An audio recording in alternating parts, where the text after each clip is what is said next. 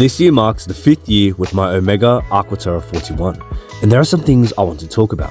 I will be touching on some good points of the watch, however, I really want to hone in on the issues plaguing the timepiece, as the good things will ultimately always be good, sometimes masking the negatives, which may only arise after owning the watch for some time. Generally, 5 years is not a long time in the watch world, but I feel like so much has happened in recent years, and watches seem to be improving and evolving at a faster rate, as well as their retail prices. Now, 5 years ago, I felt like this Aqua Terra was a great buy, but nowadays, it makes it harder to justify the timepiece given its current price point and competition, and I'll explain why.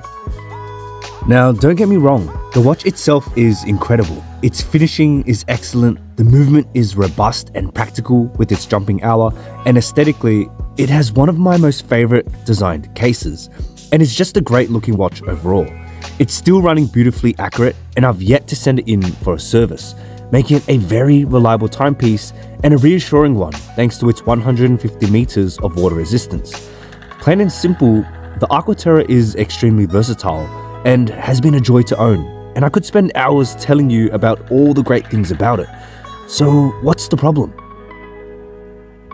Well, the things this Aqua Terra does right are done well, and likewise, the things it gets wrong are hard to ignore.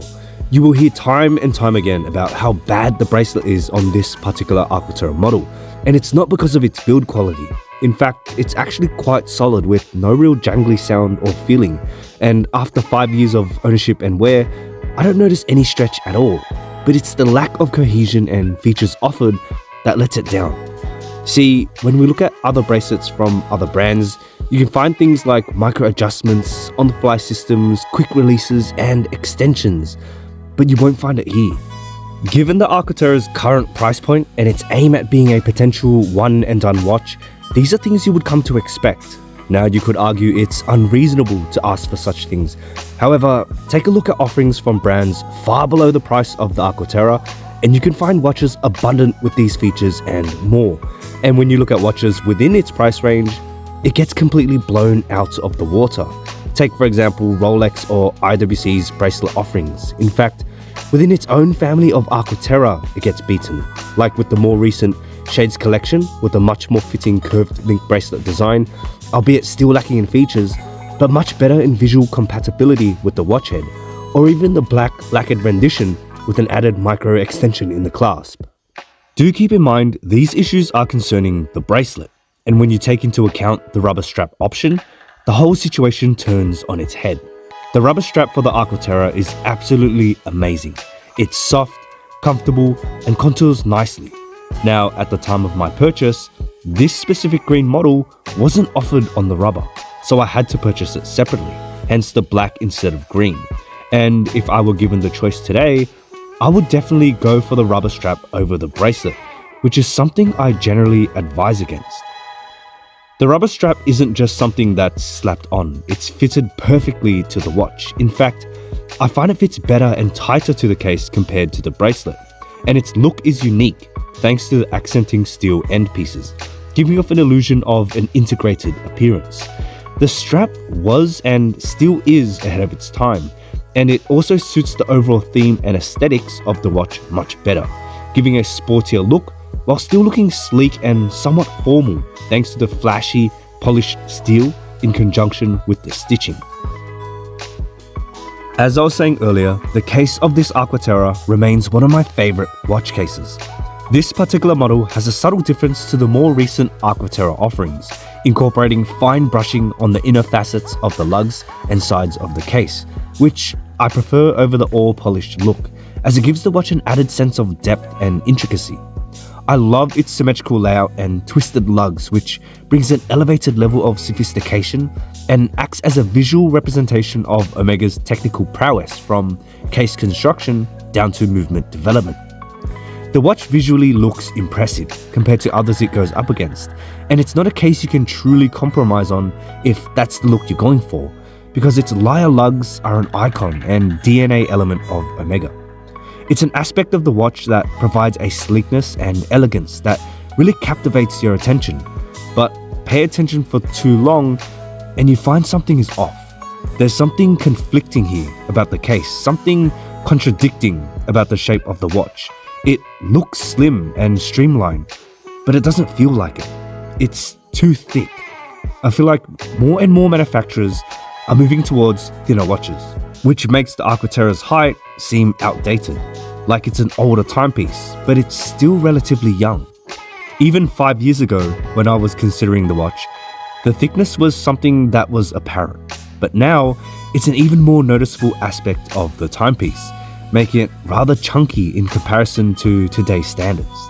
This glaring dimension consequently impacts its wearability, making it feel top-heavy, but also in the way it wears with sleeves. It makes it harder to slide under the cuff, and there have been many times where it's been caught on the edge of my sleeve and just creates a messy look, which is so unfortunate as the watch fits nicely into formal occasions and looks fantastic when dressed up. Now, I'm making a lot of comparisons to other brands, watches, and specifications of today because I wanted to give you some insight into how the watch has fared over the years. Watches are usually kept for a long time, and the sign of a good watch is if it can stand the test of time. Given its height and lacking bracelet, it just feels outdated in today's watch world.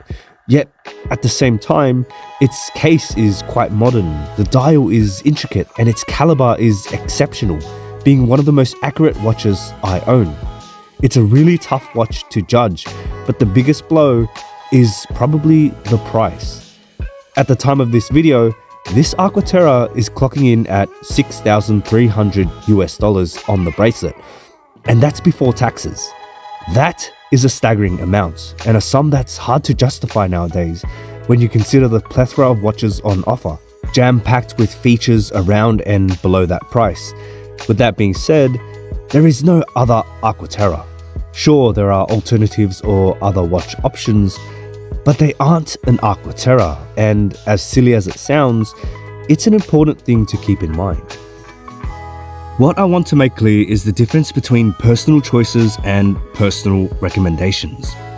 Would I buy this Aqua Terra today? I would. Would I recommend it to people looking at this specific watch? Not at its retail price, and definitely not on the bracelet. The issues that come with this Aqua Terra are things I'm happy to look past as an owner, and if you're also okay with them, the watch will be an amazing companion.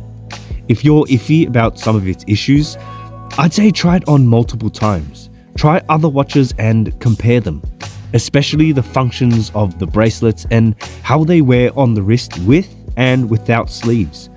Get as much time with the watch and other watches as you can before making a decision. Because if you're unsure if the issues will bug you years later, they probably will. Thank you for checking out the video. If you have any questions about the watch or anything in general, pop them in the comments and I'll do my best to answer them. If you own an Aqua Terra or have had experience with one, share your thoughts below, as I'm interested to hear the perspectives of others. If you like the video, give it a thumbs up and consider subscribing for more watch content. I'll see you in the next one.